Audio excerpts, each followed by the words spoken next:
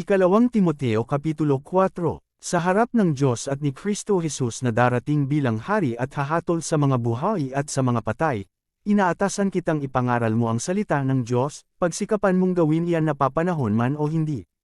Himukin mo at pagsabihan ang mga tao, at palakasin ang kanilang loob sa pamamagitan ng matiyagang pagtuturo. Sapagkat darating ang panahong hindi na sila makikinig sa wastong katuroan, sa halip, susundin nila ang kanilang hilig. Maghahanap sila ng mga tagapagturo na walang ituturo kundi ang ibig lamang nilang marinig. Hindi na sila makikinig sa katotohanan, sa halip ay ibabelang ang kanilang pansin sa mga alamat.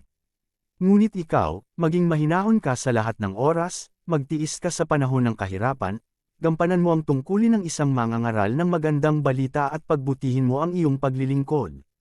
Sapagkat dumating na ang panahon ng pagpanaw ko sa buhay na ito. Ako'y mistulang isang handog na ibinubuhos sa dambana. Pinagbuti ko ang aking pakikipaglaban, natapos ko na ang dapat kong takbuhin, at nanatili akong tapat sa pananampalataya. Makakamtan ko na ang koronang nakalaan sa mga matuwid.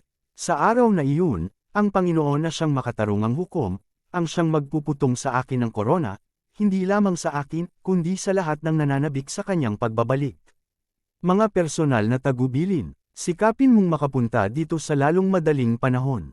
Iniwan na ako ni Demas dahil sa pagkahumaling niya sa sanlibutan, pumunta siya sa Tesalonica. Si Crescent naman ay nagpunta sa Galacia, at si Tito sa Dalmacia. Si Lucas na lamang ang kasama ko rito. Hanapin mo si Marcos at isama mo rito, sapagkat malaki ang maitutulong niya sa aking mga gawain. Pinapunta ko sa Efeso si Tikiko.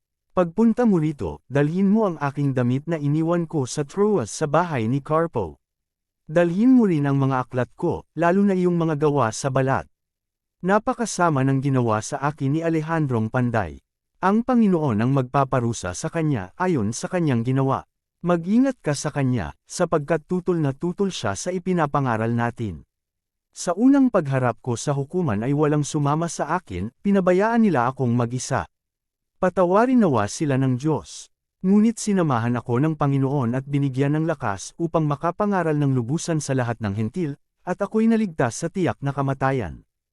Ang Panginoon ang magliligtas sa akin sa lahat ng kasamaan at siya rin ang maghahatid sa akin ng ligtas sa kanyang kaharian sa langit. Purihin nawa siya magpakailanman. Amen. Pangwakas na pagbati. Ikumusta mo ako sa mag-asawang Priscilla at Aquila, at sa pamilya ni Onesiforo. Nagpaiwan sa Korinto si Aristo, si Tropimo na may iniwan ko sa Mileto dahil may sakit siya. Pilitin mong makapunta dito bago magtaglamig. Kinukumusta ka ni na Eubulo, Puden, Lino, Claudia at lahat ng mga kapatid. Naway sumaiyo ang Panginoon, at pagpalain ka ng Diyos.